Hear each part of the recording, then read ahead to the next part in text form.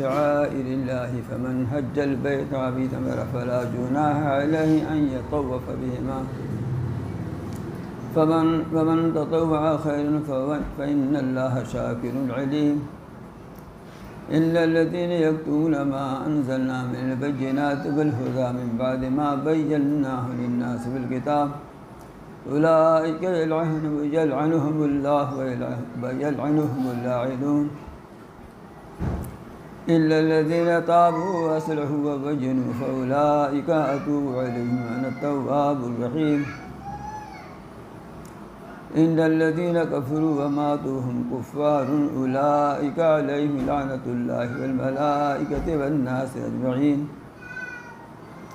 خالدين فيها لا يخفف عنهم العذاب ولا هم ينظرون وإلهكم إله واحد لا إله إلا هو الرحمن الرحيم.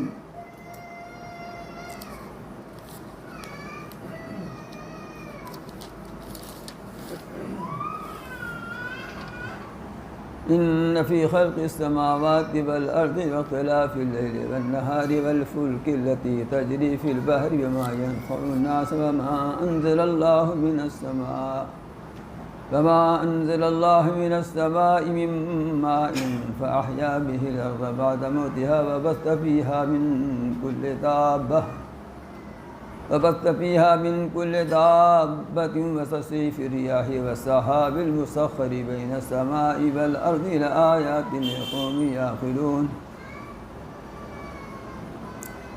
ومن الناس من يتخذ من دون الله أندادا يحبونهم كحب الله والذين آمنوا أشد حبا لله ولو يرى الذين ظلموا إذا لذهب أن القوة لله جميعا وأن الله شديد العذاب استبرأ الذين اتبعوا من الذين اتبعوا ورأوا العذاب وتقطعت بهم الأسباب وقال الذين اتبعوا لو أن لنا كرة فنتبرأ منهم كما تبرؤوا منا كذلك يريهم الله أعمالهم حسرات عليهم وما هم بخارجين من النار صدق الله العلي العظيم وبلغ رسوله النبي الكريم ونحن على ذلك من الشاهدين والشاكرين.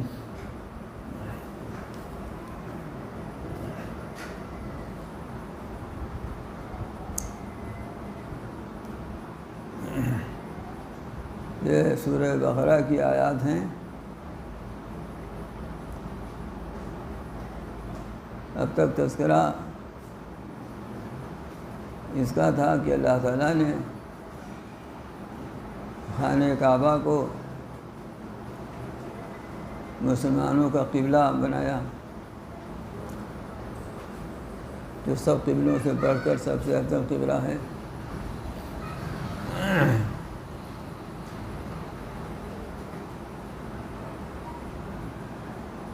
اور اب یہ ارشاد ہو رہا ہے کہ وہی مقام اور اس سے متصل مقامات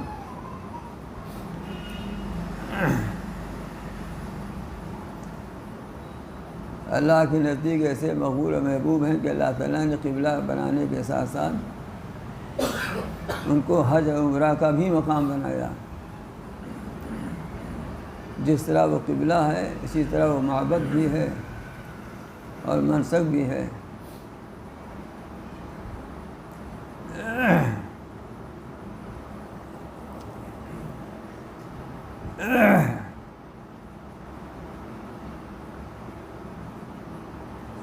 اس سلسلے میں ایک بات یہ پیش آ گئی تھی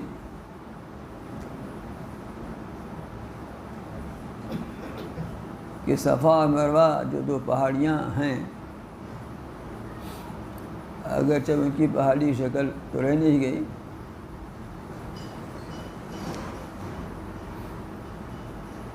ان دونوں پہاڑیوں پر مشرکین نے ایک ایک بت رکھ رکھے تھے.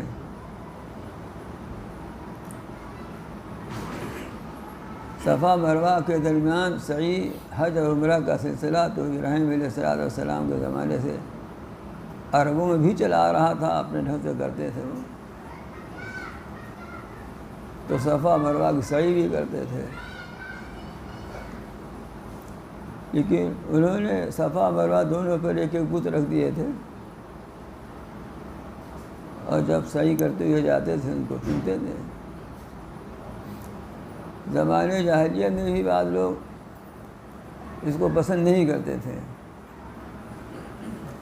لیکن جب اسلام آیا اور بت پرستی کی سخت مذمت ہوئی، توحید کا بولبالا ہوا، تو مسلمانوں کو یہ خیال ہوا کہ صفا مروہ پر صحیح کرنا ٹھیک نہیں ہے،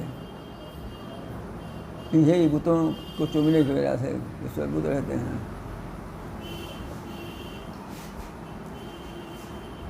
تو اللہ تعالیٰ نے ارشاد فرمایا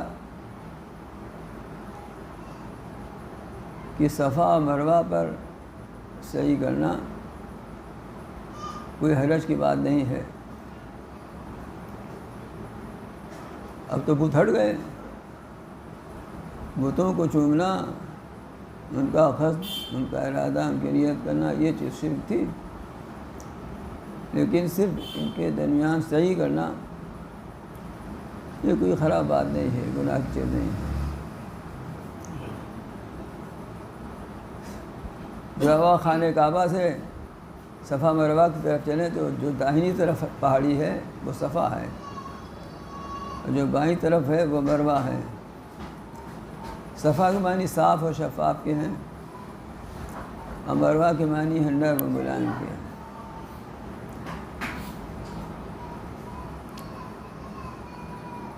تو ارشاد فرمایا کہ اس میں کوئی شبہ نہیں کہ صفا اور مروہ اللہ تعالیٰ کی یادگار نشانیوں میں سے ہیں۔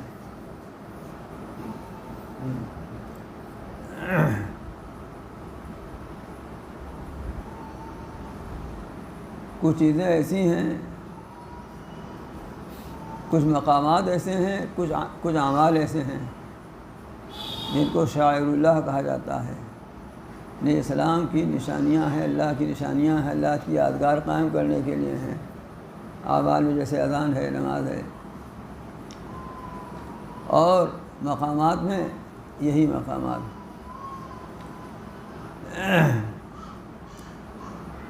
تو صفا مروہ پہاڑیوں کا رتبہ اللہ تعالیٰ کے نزدیک یہ ہے کہ اللہ تعالیٰ نے اس کو اپنے شاعر، اپنی یادگار نشانیوں میں سے قرار دیا ہے۔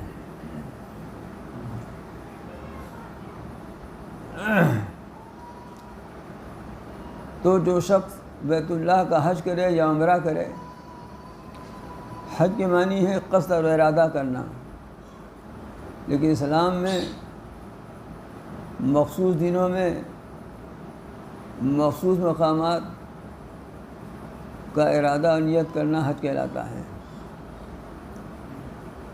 اور عمرہ کے معنی ہے زیارت کرنا، اور اسلام میں اس سے مراد خانہ کعبہ کی زیارت کے ساتھ وہ کچھ طواف کرنا، وہ سعی کرنا، اس عمل کو عمرہ کہا جاتا ہے۔ تو فرمایا کہ جو شخص بیت اللہ کا حج کرے یا عمرہ کرے، فلا جناح علیہ، تو اس کے اوپر کچھ گناہ نہیں ہے اس بات میں کہ وہ ان دونوں کے درمیان آئے جائے، یعنی سعی کرے۔ یہ طواف کا لفظ ہے، مراد یہاں پر سعی ہے کہ ان دونوں کے درمیان سعی کرے، اس میں کوئی گناہ نہیں ہے، تو مسلمانوں کا دل صاف ہو گیا۔ اب یہاں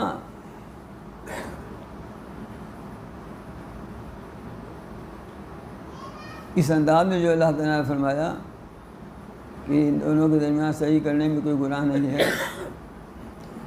تو اسے بظاہر یہ لگتا ہے کہ صحیح کرنا کچھ ضروری نہیں ہے، کر لے تو گناہ نہ ہوگا۔ یہ ظاہری مفہوم امام احمد بن حنبل رحمۃ اللہ علیہ لیا، اور ان کے یہاں صحیح کرنا سنت ہے، اس لیے کہ سنت وہی ہے کہ کر لے تو ٹھیک ہے، ثواب ملے گا، نہ کرے تو کوئی بات نہیں۔ اور امام مالک امام شافعی کے نزدیک یہ صحیح فرض ہے۔ اگر کسی عمل میں کوئی چیز فرض ہو اور وہ چھوٹ جائے تو جیسے نماز میں سہو سے فرض چھوٹنے سے نماز نہیں ہوتی، پھر سے پڑھنی پڑے گی، اسی طرح سے حج اور عمرے میں بھی اگر فرض چھوٹ جائے تو پھر سے کرنا پڑے گا۔ اور امام حنیفہ رحمۃ اللہ علیہ کے نزدیک صحیح واجب ہے، چنانچہ جس طرح نماز میں واجب چھوٹ جائے تو سجدہ سہو سے نماز ہو جاتی ہے، اسی طرح حج اور عمرے کا واجب بھی اگر چھوٹ جائے تو دم دینے سے تلافی ہو جائے گی۔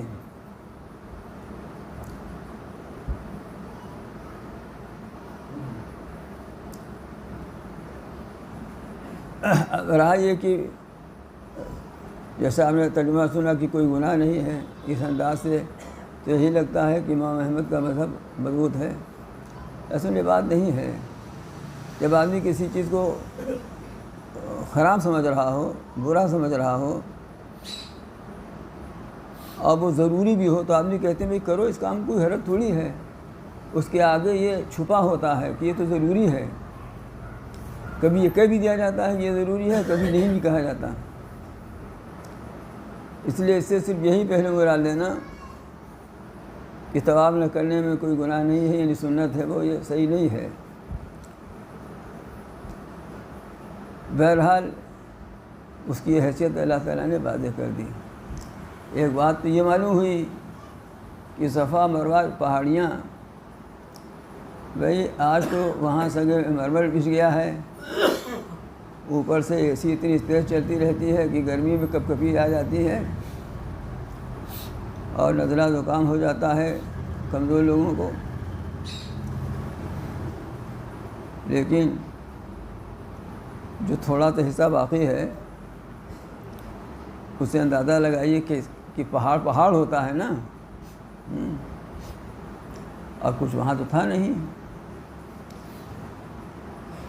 کچھ ظاہری خوشنمائی بھی نہیں تھی، لیکن اللہ تعالیٰ نے سب اس کی ملکیت ہے، ساری مخلوق ساری کائنات، جس چیز کو چاہا جو رتبہ عطا فرما دیا، تو اللہ نے ان مقامات کو یہ رتبہ عطا فرما دیا۔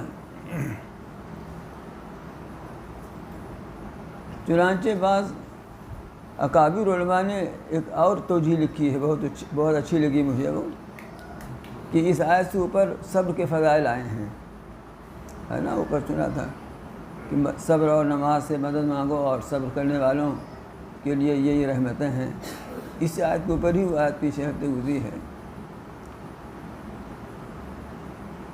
تو فرماتے ہیں کہ اس کے بعد ہی صفا مروہ کا تذکرہ کرنا کہ شاعر اللہ میں سے ہے، کہ بیت اللہ کے بنانے میں پھر وہاں پر حضرت اسماعیل کو چھوڑ کر وہ آئے، یہ سب جو واقعات پچھلے یاد کر لیجئے تو آپ کو اندازہ لگے گا کہ ان حضرات نے، حضرت ابراہیم نے، ان کی زوجہ مطہرہ حضرت حاجرہ نے، پھر حضرت اسماعیل نے، ان حضرات نے کتنا صبر کیا، کتنی مشقت جھیلی وہاں پر اس مقام پر۔ تو اللہ تعالیٰ نے صرف یہی نہیں کہ ان کے مقام کو بلند فرمایا، بلکہ جس مقام پر یہ عمل صبر انجام پایا تھا ان مقامات کو بھی اللہ تعالیٰ نے اپنے فضل رحمت سے نواز دیا اور اپنے شاعر میں سے اس کو قرار دیا۔ آگے ارشاد ہوتا ہے وَمَن تَطَوَّعَ خَيْرًا فَإِنَّ اللَّهَ شَاکِرٌ عَلِیمٌ، اور جو شخص خوشی سے کوئی اچھا کام کرے گا، یعنی جو فرض نہیں ہے، واجب نہیں ہے، سنت کام، اچھا کام جو شریعت میں اچھا ہو، شریعت کے مطابق ہو، تو اس میں بھی کوئی شبہ نہیں کہ اللہ تعالیٰ بڑے قدردانی کرنے والے ہیں اور بہت سب سے بڑے جاننے والے ہیں، جانتے ہیں کہ اس نے کون سی نیکی کی ہے اور اس نیکی کی وہ قدر فرماتے ہیں۔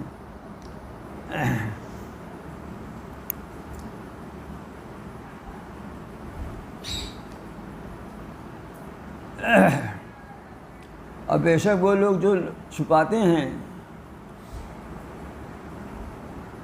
ان چیزوں کو جو ہم نے اتاری ہیں، نازل کی ہیں، واضح اور روشن اور ہدایت، بعض اس کے کہ ہم نے اس کو واضح کر دیا ہے لوگوں کے لیے کتاب میں، یعنی پچھلی کتابوں میں، تورات میں، انجیل میں، جو ہم نے واضح احکام، واضح نشانیاں بیان کی ہیں، ان مقامات کے لیے بھی، اور خود رسول اکرم صلی اللہ علیہ وسلم کے صفات بھی، اور اس کتاب قرآن کے بھی، لیکن وہ لوگ اس کو چھپا رہے ہیں۔ اہل کتاب علماء یہود اس کو چھپا رہے ہیں، ان کی کتاب میں سب لکھا ہوا ہے لیکن بتاتے نہیں، چھپاتے ہیں۔ تو یہ لوگ ایسے ہیں کہ اللہ ان پر لعنت بھیجتا ہے، اور لعنت کرنے والے بھی لعنت بھیجتے ہیں، لعنت کرنے والے بھی لعنت بھیجتے ہیں۔ یہ لعنت کرنے والے کون ہیں؟ ان کا نام نہیں لیا گیا، عام ہیں، اس لیے علماء فرماتے ہیں کہ لعنت کرنے والے سب ہیں،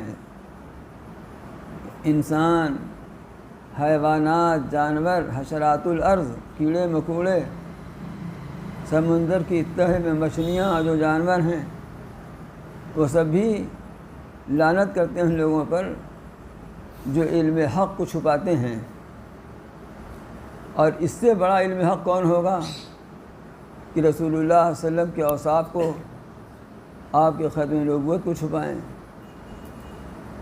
اس سے بڑا علم حق کون ہوگا؟ اس آیت کے تحت جو علماء نے لکھا ہے کہ علم دین چھپانے والے پر اللہ کی اور تمام لوگوں کی لعنت ہوتی ہے۔ کسی کو کوئی دین کا عالم ہے، اس کو دین کا علم معلوم ہے، لیکن وہ اس سے چھپاتا ہے لوگوں سے، اس کو ظاہر نہیں کرتا،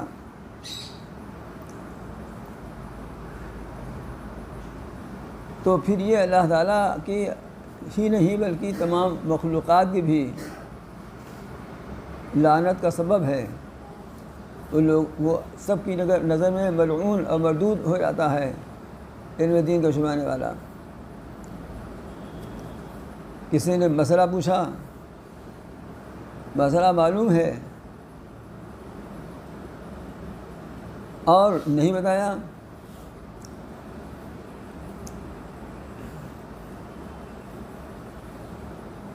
چھپا لیا، چھپانے میں اس کو اپنا فائدہ نظر آیا، یہ تکبر کی وجہ سے، کسی وجہ سے نہیں بتایا، تو اس کے لیے یہ آیت بتاتی ہے کہ اس پر لعنت ہے۔ اور اس سلسلے میں حدیثیں بھی آئی ہوئی ہیں، چنانچہ ایک حدیث کا مضمون ہے کہ جو شخص علم چھپائے گا، نہ بتائے گا لوگوں کو، تو اللہ تعالیٰ اس کو آگ کی لگام پہنائیں گے۔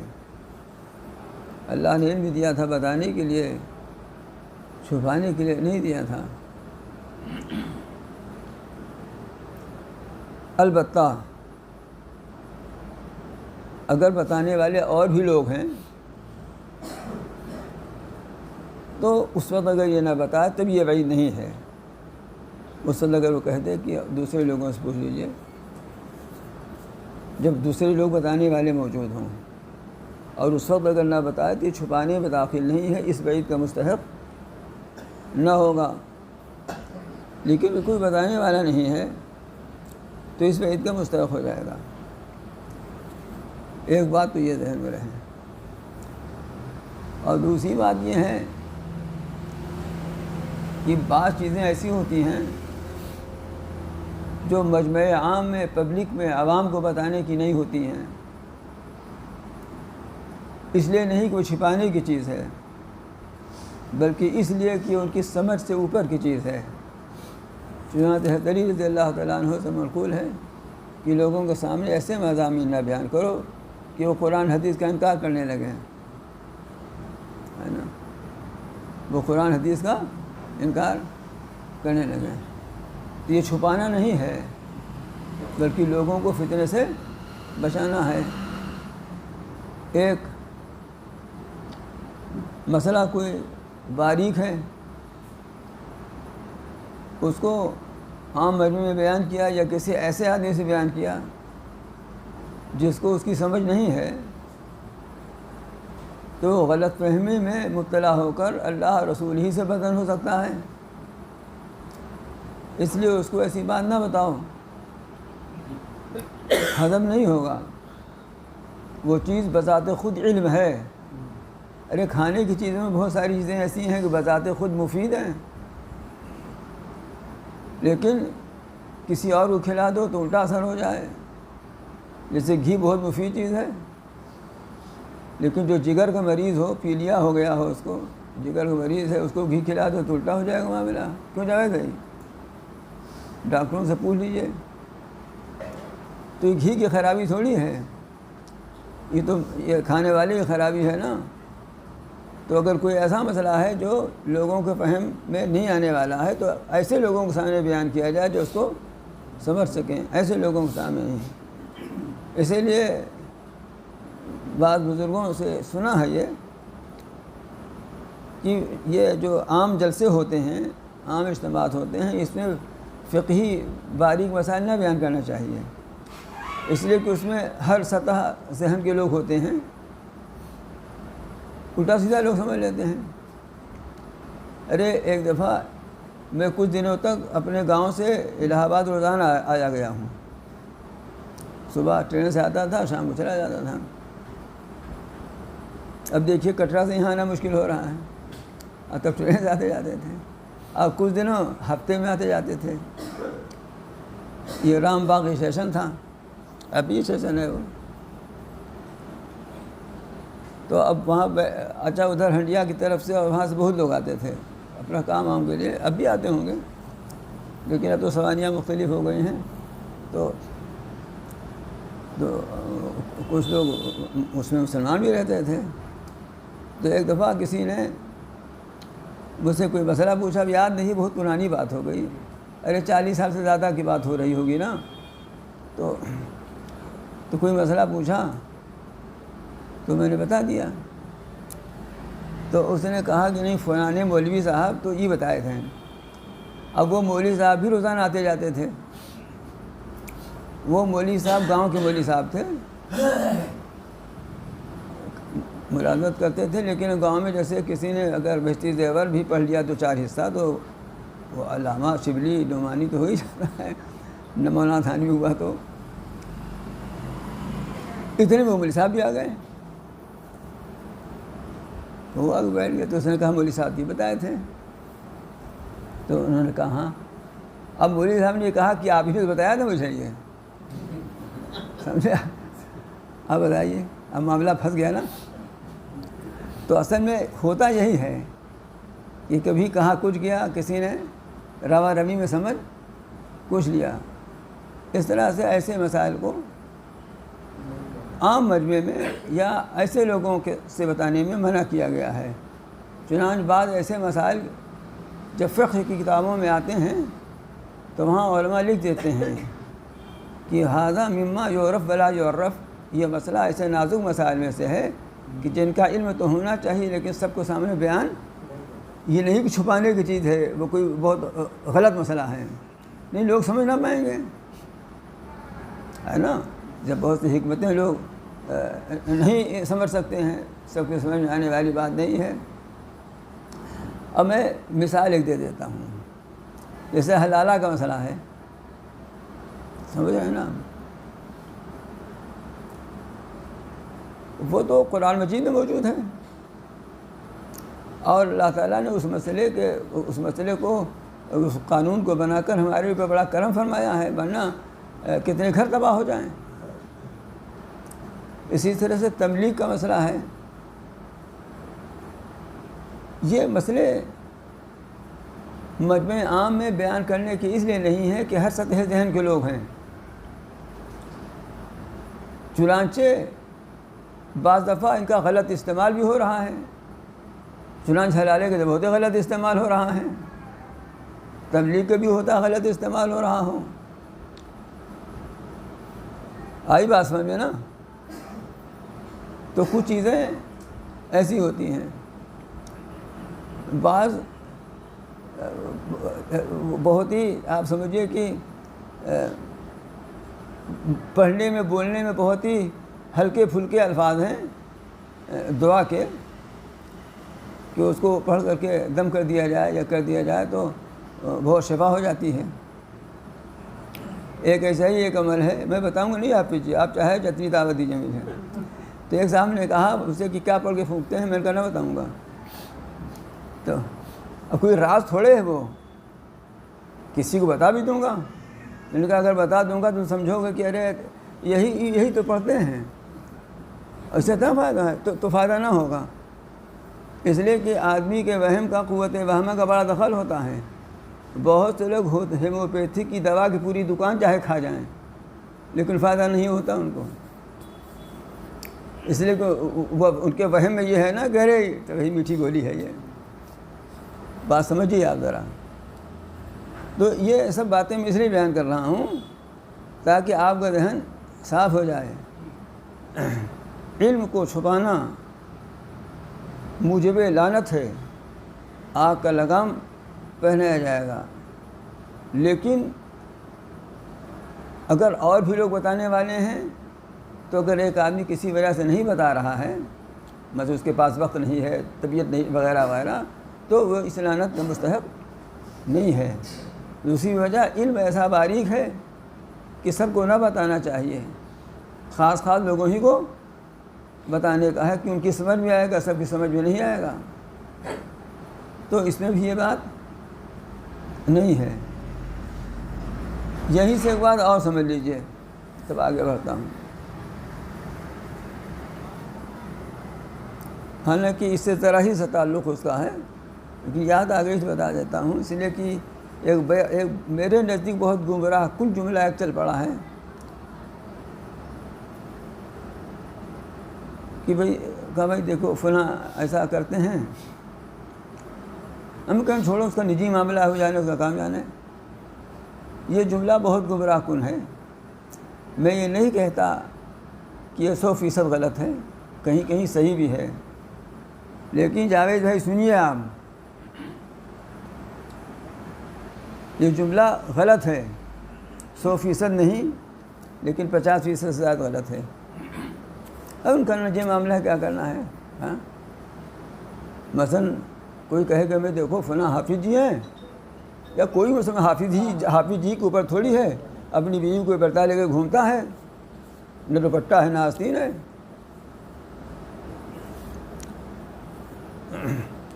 ابھی پرسوں سے ایک لڑکا بتانے لگا کسی کے بارے میں کہ صاحب وہ تو ان کی بیوی ساتھ میں تھی، وہ تو پورا بالکل نقاب میں تھی اور وہ ہاف پینٹ پہنے تھے۔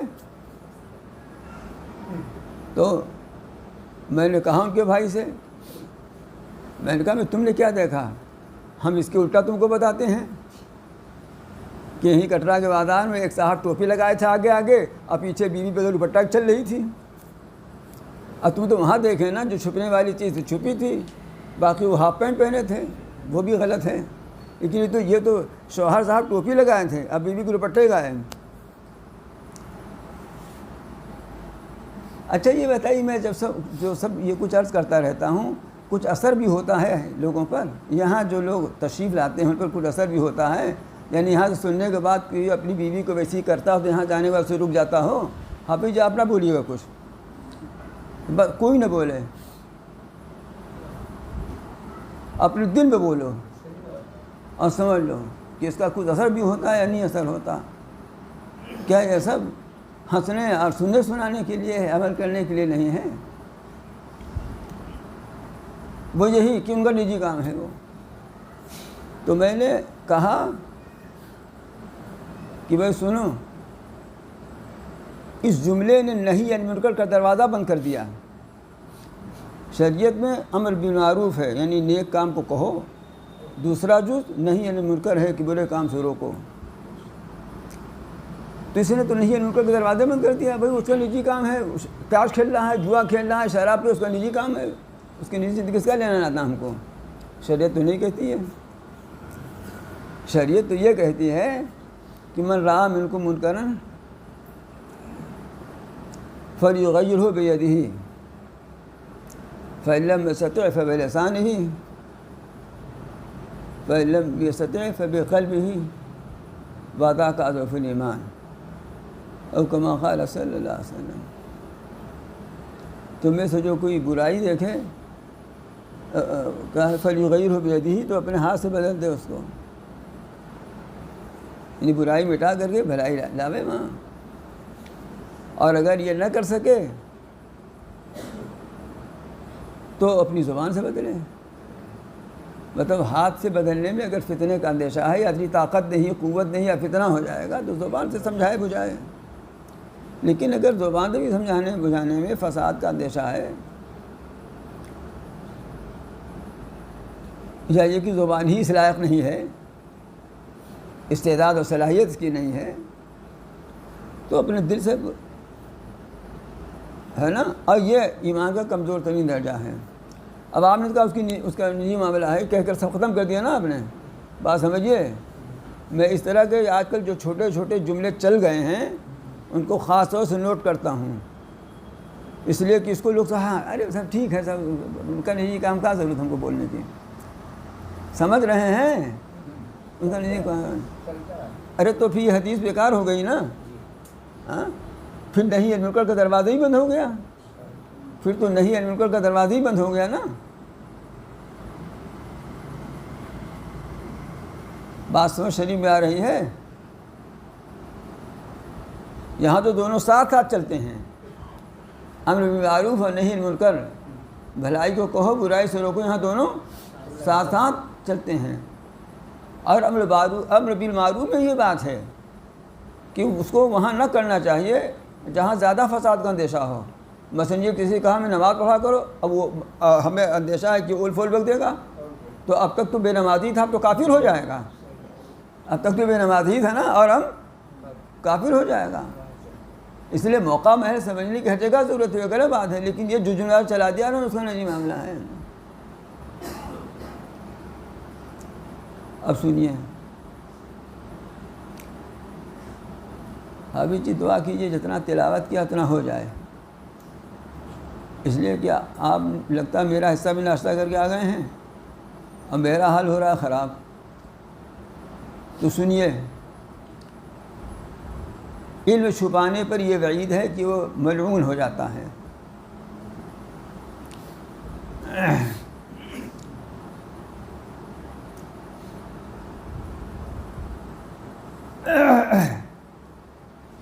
مگر جو لوگ توبہ کر لیں اور اصلاح کر لیں، توبہ کا نتیجہ اصلاح ہونا چاہیے، ورنہ توبہ کا مطلب توبہ کر لیا اب پھر وہی میں لگے ہوئے ہیں، تو توبہ کا مطلب ہوا.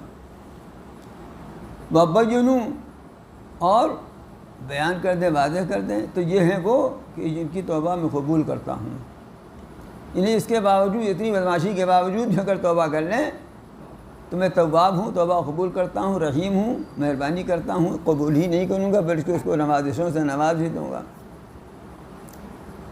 اور بلا شبہ جن لوگوں نے کفر کیا اور وہ کافر ہی ہونے کی حالت میں مر گئے، تو یہ وہ لوگ ہیں کہ جن کے اوپر اللہ کی لعنت اور فرشتوں کی لعنت اور سب لوگوں کی لعنت ہے. خالدین فیہا، اس لعنت میں ہمیشہ ہمیشہ رہیں گے. عذاب ان سے ہلکا نہ کیا جائے گا، نہ ان کو مہلت دی جائے گی. یہ آیت بھی بہت اہم ہے، ہر آیت اہم ہے. اب سنیے، اس آیت سے علماء نے کیا کیا نکالا ہے. اللہ تعالیٰ فرماتے ہیں جو لوگ کفر ہی کی حالت میں مر گئے، کافری ہونے کی حالت میں مر گئے، ان پر لعنت ہے. اس لیے رسول اللہ صلی اللہ علیہ وسلم نے اگر کسی کا نام لے کر، کسی فرد یا کسی انسان یا کسی جماعت کا نام لے کر لعنت کی ہو تو آپ کو وحی کے ذریعہ معلوم تھا کہ یہ کافر مرا ہے.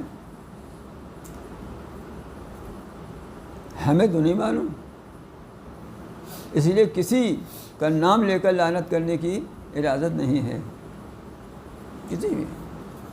ہمیں کیا خبر کہ کافر ہو کر مرا ہے، کہ ہو سکتا ہے مومن ہو کر مرا ہوں، ہمیں نہ پتہ چلا ہو اس کے ایمان کا. یہ کہنا تو جائز ہے کہ ظالموں پر لعنت ہو، کافروں پر لعنت ہو، یہ کہنا تو جائز ہے، اس لیے کہ اس میں ان صفات والوں پر لعنت ہے جن پر اللہ نے لعنت بھیجی ہے. لیکن کسی خاص شخص کو یہ کہنا جس کے بارے میں قرآن اور حدیث میں یقینی قطعی طور پر علم نہیں ہے کہ یہ کافی مرا ہے، اس کا نام لے کر اس پر لعنت کرنا جائز اور درست نہیں ہے. اب آپ سمجھ لیجئے کہ لوگ کتنی گڑبڑی میں ہیں مبتلا.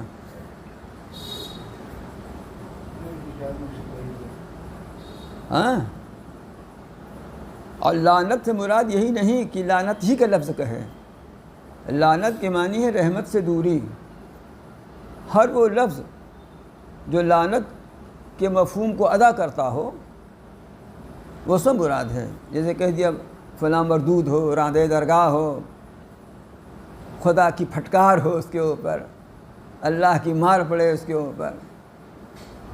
خاص طور سے یہ زنانہ گالیاں ہیں. اب تو زنانہ پائجامے کرتا نہیں رہ گیا، لیکن گالی تو زنانہ رہ گئی ہے. حالانکہ وہ زنانہ تو مردانہ نہیں بنی کہ مردانہ زنانہ ہوتی جا رہی ہے. تو یہ سب چیزیں اسی حکم میں ہیں. آدمی اور خاص طور سے عورتیں پڑھی لکھی بھی ناراض ہوئیں تو اپنے ہی اولاد کو یہ سب باتیں کہہ دیتی ہیں. تو یہ درست نہیں ہے. یہ تو صرف اسی کے لیے جائز ہے جس کا کفر مرنا یقینی ہو. اسی بنا پر یزید پر بھی لعنت بھیجنے کو علماء نے منع لکھا ہے.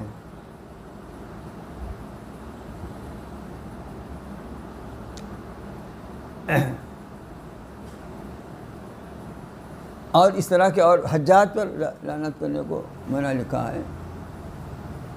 حالانکہ بہت سے لوگوں کو قتل کیا. اس لیے کہ موت اس کی کس حال میں ہوئی ہمیں کیا پتہ ہے. ظاہری حال تو یہی کہ مسلمانی مرے. اور جیسا میں نے عرض کیا کہ بچوں کو ان کو عورتیں کہہ دیتی ہیں مرد، یا جانور کو کہہ دیا. جانوروں کو بھی کہنا منع ہے. یہ وہ غلطیاں ہیں جو ہم سے غصے میں ہوتی رہتی ہیں. کسی کو غصہ ہو گئے ہم، یہ غلطیاں ہم سے ہوتی رہتی ہیں. ان سے بچنا چاہیے. اتنا سب مضمون بیان کرنے کے بعد اللہ تعالیٰ اب اپنی توحید کو بیان فرما رہے ہیں. پانی دیکھو.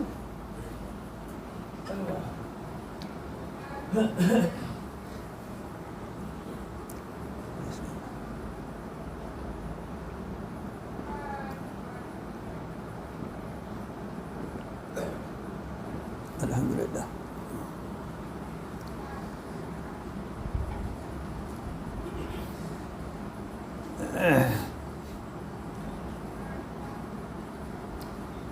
اچھا ایک بات اور دیکھیے، یہ عورتیں عام طور سے بچوں کو ناراض ہو جاتی ہیں تو کہہ دیتی ہیں. چھوٹے بچوں کو کہہ دیتی ہیں، بڑوں کو بھی کہہ دیتی ہیں.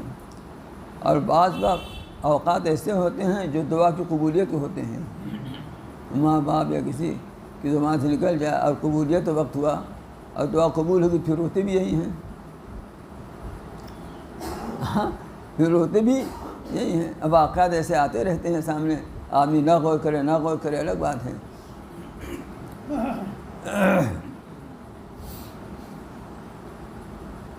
توحید، ایک توحید تو یہ ہے کہ اللہ ایک ہے، یعنی اپنی ذات میں ایک ہے. اس کو توحید ذاتی کہتے ہیں. فرماتے ہیں وَإِلَٰهُكُمْ إِلَٰهٌ وَاحِدٌ، اور تمہارا معبود ایک معبود ہے. اپنی ذات میں بھی ایک ہے اور اس لحاظ سے بھی ایک ہے کہ اس کے اجزاء نہیں ہیں، عناصر نہیں ہیں. یہ ایک موبائل ہے لیکن اس کے اجزاء ہیں نا، پرزے ہیں نا اس کے. آپ ایک آدمی ہیں لیکن آپ کے اجزاء ہیں نا، ہاتھ پیر یہ وہ. اللہ ایک ہے اس لحاظ سے کہ اس کی ذات بھی ایک ہے اور اس طرح ایک ہے کہ وہ اجزاء سے پاک ہے. اللہ ایک ہے اس لحاظ سے کہ عبادت کا مستحق صرف وہی ہے، کوئی دوسرا عبادت کا مستحق نہیں ہے۔ یہ توحید ذاتی ہے، لا الہ الا ہو، اس کے سوا کوئی اور معبود نہیں ہے۔ الرحمن الرحیم، بہت مہربان، بہت رحم کرنے والا ہے، یہ اس کی صفت ہے۔ یہ توحید صفاتی ہے کہ جیسی اس کی رحمت، جیسی اس کی مہربانی ہے، ویسی کسی اور کی رحمت، کسی اور کی مہربانی نہیں ہے۔ جیسے وہ اپنے وجود اور اپنی ذات پہ یکتا ہے، وجود اس کا ایسا، ذات اس کا کہ وہ ازل سے ہے اور ابد کے لیے ہے، یعنی سدا ہے، سدا رہے گا، اس میں کوئی اس کا ہمسر برابر نہیں ہے۔ اسی ساتھ رحمان الرحیم، اس کی رحمت اور مہربانی بھی ایسی ہے کہ ویسی رحمت اور مہربانی کسی اور کے اندر نہیں ہے۔ اس کی رحمت اس دنیا میں اہل ایمان کے لیے بھی عام ہے، اور کافروں، مشرکوں اور ملحدوں اور بے دینوں کے لیے بھی عام ہے، سب کو کھلا پلا رہا ہے وہ۔ اور اس کی رحمت اس دنیا میں بھی ہے، اور آخرت میں اس کی رحمت اہل ایمان کے لیے مخصوص طور پر بھی ہے۔ تو ایک تو یہ ہے کہ جو مرحومین ہیں، مرحومان مردہ نہیں، لوگ مرحوم کیسے سمجھتے ہیں بیچارہ گیا اس دنیا سے، مطلب جن پر رحم وہ کرتا ہے وہ عام ہیں، سب پر رحم ہے۔ اور ایک یہ کہ اس کی رحمت کہنے کا مقام بھی عام ہے کہ دنیا میں بھی رحمت اور آخرت میں بھی رحمت، اگرچہ وہاں مرحومین مخصوص ہوں گے، یعنی وہاں جن پر رحمت ہوگی وہ صرف اہل ایمان ہوں گے۔ یہ اللہ تعالیٰ کی توحید صفاتی ہے۔ تو ذات میں بھی اس کی توحید اور صفات میں بھی اس کی توحید، دونوں میں ہمیں اس کی توحید پر ایمان رکھنا پڑے گا۔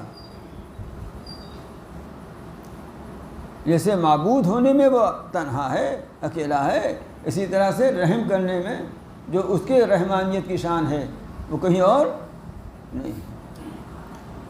اور پھر ایک یہ کہ اب بتا رہے ہیں یہ ساری دنیا، یہ کائنات، یہ چیزیں، اگلی آیت میں یہ 7 چیزوں کا ذکر آ رہا ہے، یہ سب اس نے پیدا کیا ہے، یہ اللہ تعالیٰ کا فعل ہے، اس میں بھی وہ ایک ہے۔ تو توحید افعالی میں بھی وہ ایک ہے، اپنے افعال میں بھی کہ ویسا اور کوئی نہیں ہے۔ تو توحید ذاتی بھی مخصوص اسی کے ساتھ، توحید صفاتی بھی مخصوص اس کے ساتھ، اور توحید افعالی کہ اس کے جیسا فعل بھی کوئی کرنے والا۔ سنیے کیا افعال ہیں اللہ تعالیٰ کے کچھ۔ ان فی خلق السماوات والارض، بے شک آسمانوں اور زمین کے پیدا کرنے میں، واختلاف اللیل والنہار، رات اور دن کے آنے جانے میں۔ ایک مطلب اس کا اور بھی ہے کہ رات دن کے مختلف ہونے میں، کہ کبھی رات بڑی یا دن چھوٹا، کبھی اس کے الٹا ہو جاتا ہے۔ اور ان کشتیوں میں جو سمندر میں چلتی ہیں، وہ سامان لے کر جو لوگوں کو نفع پہنچاتے ہیں، عذاب تجارت، پٹرول بھر بھر کے آ رہا ہے، گیس بھر بھر کے آ رہی ہے نا، دوائیں بھر بھر کے آ رہی ہیں، وغیرہ وغیرہ، پتہ نہیں کیا کیا آتا ہے۔ اور جو اللہ تعالیٰ نے نازل کیا آسمان سے پانی، اس میں اب پھر اس پانی کے ذریعہ زمین کو زندہ کر دیا، بعد اس کے مر جانے کے زمین تو پسمردہ ہو گئی تھی، مجمحل ہو گئی تھی، سوکھ گئی تھی، دھول اڑ رہی تھی، بارش برسا کر اللہ تعالیٰ نے اس میں حیات نو پیدا کر دیا، اور اس میں ہر طرح کے جانور پھیلا دیے۔ جب سرسبزی و شادابی ہوئی تو جانور بھی آئے۔ اور ہواؤں کے پھیرنے میں، کہ کبھی ہوا یہاں چل رہی ہے، کبھی وہاں چل رہی ہے، کبھی پوربا چل رہی ہے، کبھی پچھم والی چل رہی ہے، کبھی اتر کی چل گئی، کبھی دکن کی چل گئی، کبھی بار آور ہوئی، یعنی ایسی ہوا چلی کہ جسے شادابی پھیل گئی، اور کبھی غیر بار آور ہوئی جس نے سب کو جھلسا دیا۔ آخر لو بھی تو چلتی ہے، اور ٹھنڈک میں بھی وہ ہوا چلتی ہے، لوہی کی طرح ٹھنڈی والی ہوا۔ اور اس بادل میں جو آسمان اور زمین کے درمیان مسخر ہے، یہ 7 چیزیں ہو گئیں۔ یہ اللہ تعالیٰ کی توحید افعالی کا بیان ہو گیا۔ یہ وہ کام ہے اللہ تعالیٰ کے کہ کوئی اور کر سکتا ہے؟ آسمان زمین کوئی پیدا کر سکتا ہے؟ رات دن کوئی گھٹا بڑھا دیں؟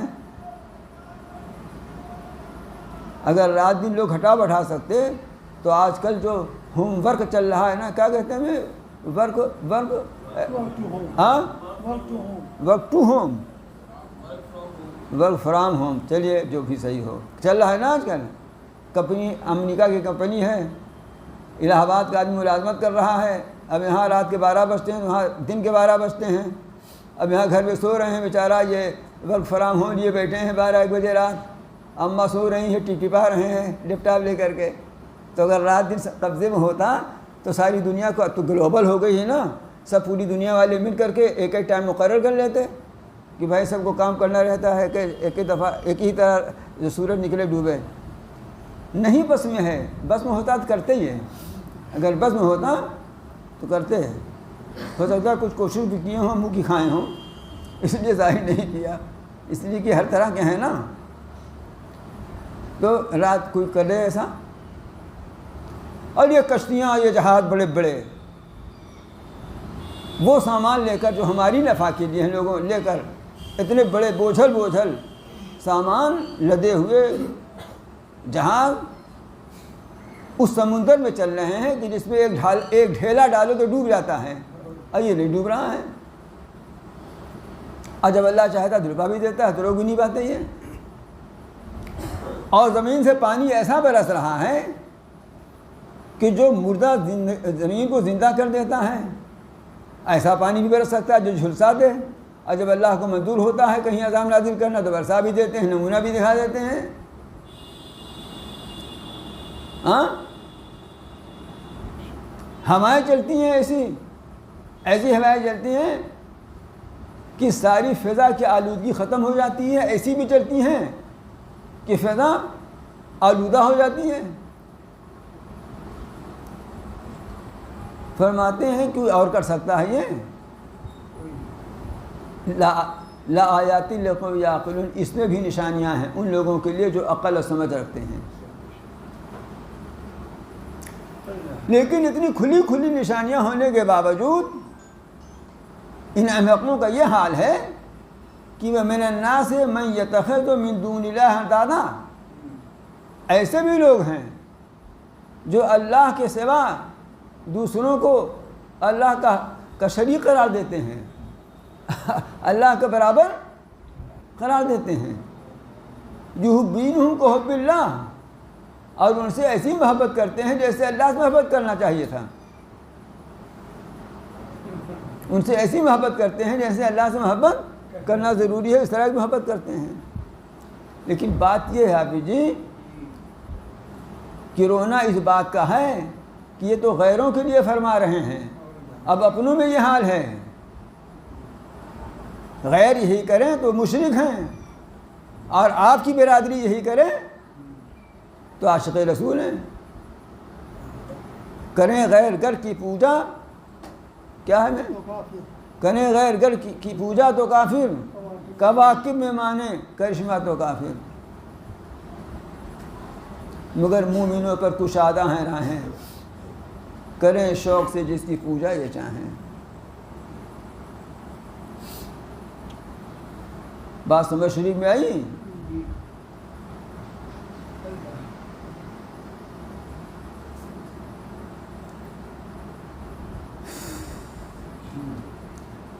تو فرماتے ہیں کہ یہ سب توحید ذاتی کو بیان فرما دیا، توحید صفاتی کو بیان فرما دیا، توحید افعالی کو بیان فرما دیا۔ اس کے بعد ارشاد فرما رہے ہیں کہ اس کے باوجود لوگوں میں سے ایسے لوگ بھی ہیں جو اللہ کے علاوہ دوسروں کو اس کا شریک اور ہمسر قرار دیتے ہیں، اور ان سے ایسی محبت کرتے ہیں جیسی محبت اللہ سے کرنی چاہیے۔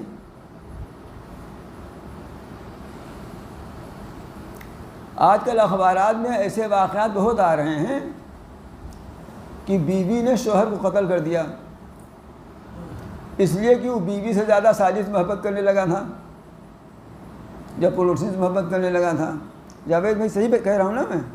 واقعات آ رہے ہیں نا ایسے. بیوی کو شرک نہیں منظور ہے.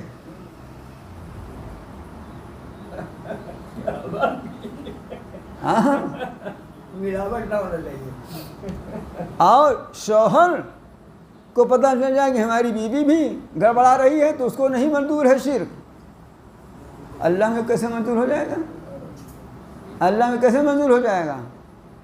اسی نے تو فرمایا ہے ان اللہ لا یغفر ان یشرک بہ ویغفر ما دون ذلک لمن یشاء. فرمایا یہ ان سے غیر اللہ سے ایسی محبت کرتے ہیں جیسی محبت اللہ تعالیٰ سے کرنی چاہیے تھی.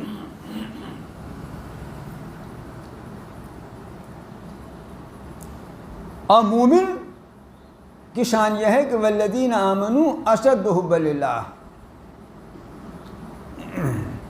جو ایمان لائے ہیں وہ اللہ تعالیٰ سے بہت زیادہ محبت کرنے والے ہیں.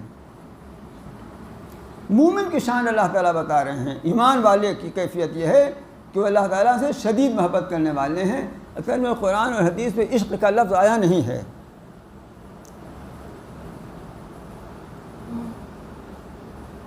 ایک حدیث میں کہا جاتا ہے کہ عشق کا لفظ آیا ہے لیکن وہ حدیث کہتے ہیں کہ ثابت نہیں ہے.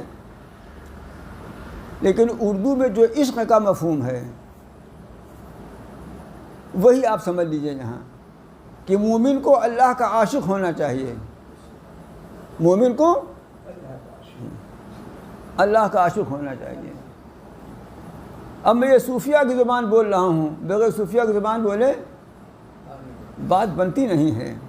بنتی نہیں ہے ساغرو وعدہ کہے بغیر. سمجھا؟ تو جب اللہ تعالیٰ سے شدید محبت ہو جائے یعنی عشق ہو جائے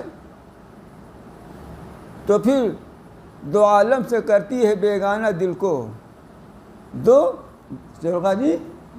عالم سے کرتی ہے بیگانہ دل کو. عجب چیز ہے لذت آشنائی. عجب چیز ہے لذت آشنائی. یہ اللہ میں ایسا اگر آشنائی ہو جائے تو دل کی لذت کا وہی عالم ہوتا ہے کہ آپ جانتے ہیں صحابہ کو سولی پہ چڑھا دیا گیا، پورے کاٹے گئے. اور تیل جلتے ہوئے تیل کے کڑاہے میں ڈال دیا گیا لیکن انہوں نے اف نہیں کیا. ان کو اسی میں مزہ آ گیا. میں کیا کہہ رہا ہوں؟ میں کہہ رہا ہوں ان کو اسی میں مزہ آ گیا. پورے کٹوانے میں کڑاہی میں جل جانے میں مزہ آ گیا. اس لیے کہ ادب چیز ہے لذت آشنائی. دو عالم سے کرتی ہے بیگانہ دل کو. عجب چیز ہے لذت آشنائی. اخبارات میں پڑھتے ہوں، اب تو اخبار لوگ شاید کم پڑھتے ہوں، ڈبیا میں دیکھتے ہوں گے نا کہ ایک لڑکی ایک لڑکا تھے، دونوں شادی نہیں ہو پائی، کہیں اور طے ہو گئی تو دونوں جا کر کے خودکشی کر لیا. یا تو زہر کھا لیا یا ٹرین کے آگے کود گئے، ہے نا. ان کو معلوم نہیں تھا زہر کھائیں گے تو مر جائیں گے، مرنے میں تکلیف ہوتی ہے، اور ٹرین کے آگے کودیں گے تو کٹ جائیں گے، اس میں تو معلوم نہیں تھا. لیکن کر لیتے ہیں نا. کیوں؟ فانی لذت آشنائی کی وجہ سے. تو مومن کو تو باقی لذت آشنائی ہوتی ہے، اس کا کیا پوچھنا. بہرست بہر عشق کہ ہے چشک نارا نیست. اب کیا ہوتا ہے آپ لوگ فارسی جانتے نہیں، ترجمہ کرنے میں مزہ پھیکا ہو جاتا ہے. اسی طرح مزہ پھیکا ہوتا ہے جیسے رسول اللہ کے بجائے الگ الگ کھوبا چینی پھانک لے. بہرست بہر عشق کہ ہے چشک نارا نیست آجا جزیں کی جاں پسی پارند چارہ نیست. عشق کا سمندر ایسا سمندر ہے کہ اس کا کوئی کنارہ نہیں ہے. اللہ میں کنارہ ہے تو ان کے عشق بھی کنارہ نہیں ہے. یہاں تو صرف یہ ہے کہ جان سپرد کر دو اور کوئی چارہ علاج نہیں ہے. آجا جوزی کی جہاں پہ سپارند چارہ نے، جان سپرد کر دو. یہ مطلب نہیں کہ مار ڈالو اپنے کو. یہ مطلب ہے کہ اپنا سب خود اپنی مرضی ساری کی ساری ان کی مرضی میں فنا کر دو. اپنی مرضی سب کی سب ان کی مرضی میں فنا کر دو.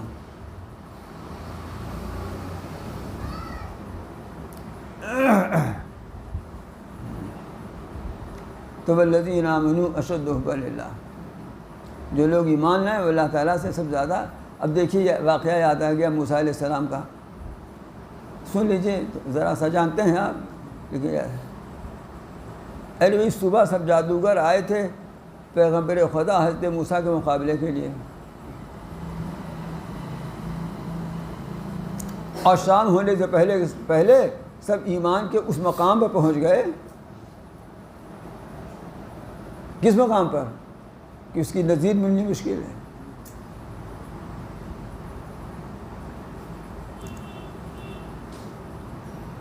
اس لیے کہ انہوں نے دیکھا کہ ایک لاٹھی نے وہ کام کیا کہ ہمارے اتنے جو لاکھوں لاکھ لاٹھی اور رسی لے کر سب ختم. تو وہ چونکہ صاحب فن تھے نا, اس لیے وہ جان گئے کہ جادو نہیں ہے, جادو کا کام یہ نہیں ہے, جان گئے وہ, اور فوراً ایمان لے آئے. فرعون نے دھمکی دی نا, کیا لأقطعن ایدیکم من خلاف ولأصلبنکم, دھمکی دی. تو انہوں نے کیا کہا,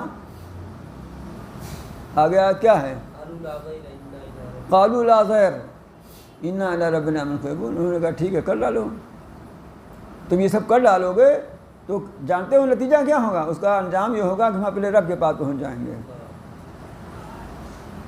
ہاں, یہ لذت آشنائی ہے, تم ہمیں کاٹو گے تو ہم رب کے پاس پہنچ جائیں گے. یہ لذت آشنائی ہے. ادھر شہداء کے بدن کے ٹکڑے ہوتے ہیں اور ادھر جنت کی حوریں ان کے لیے انتظار ہی نہیں کرتی, شراب جنت لے کر آ جاتی ہیں. میں نے شاید واقعہ سنایا ہوگا. یہ مذاہب علوم سہارنپور میں ہے جہاں ہم لوگوں نے پڑھا ہے. حضرت مولانا محمد مطہر صاحب, یہ مولانا نانوتوی کے بھی استاد ہیں, مولانا گنگوہی کے بھی استاد ہیں, بہت بڑے آدمی ہیں.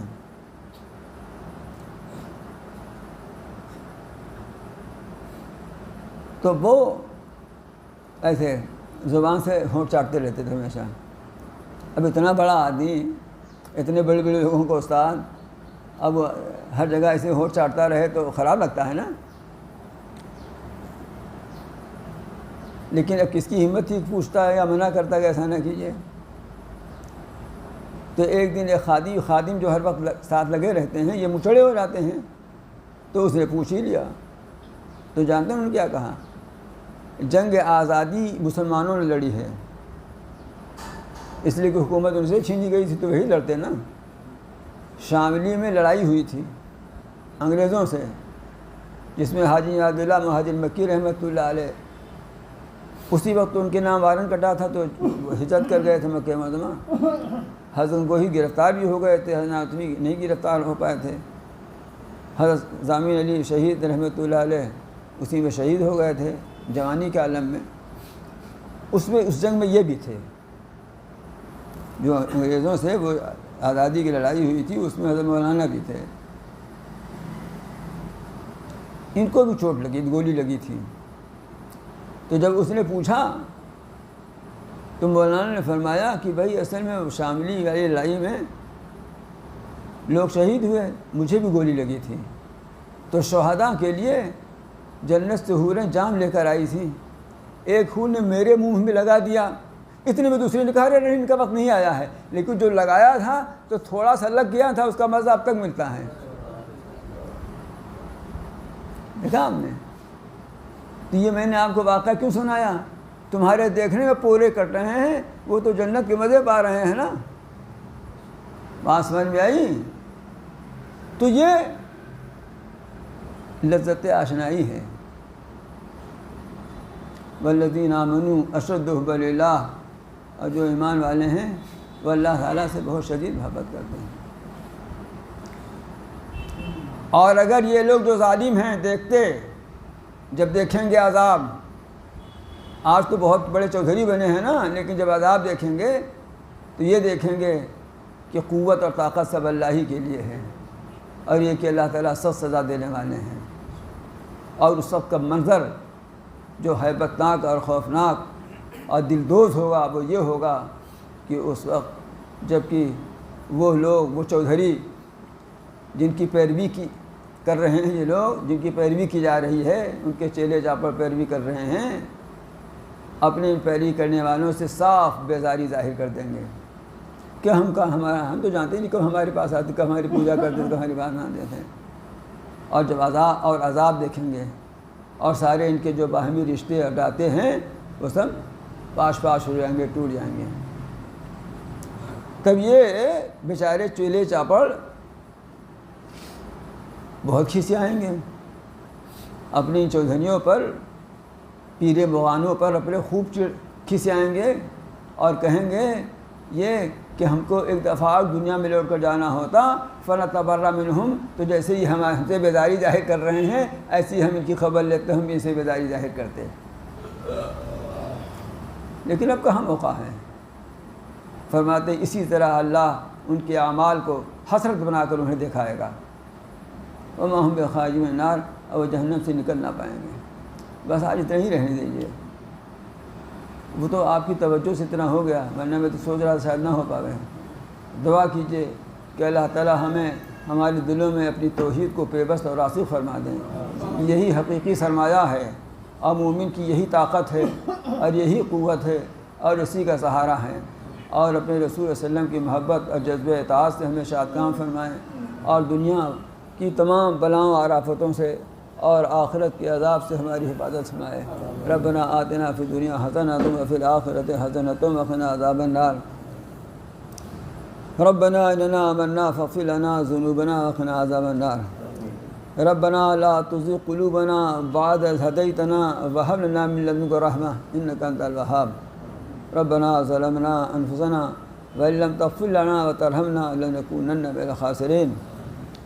اللهم إنا نسألك العفو والعافية في الدنيا والآخرة.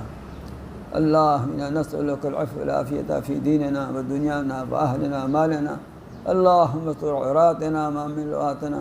اللهم إنا نجعلك في نحورهم ونعوذ بك من شرورهم. اللهم لا تسلط علينا برحمنا.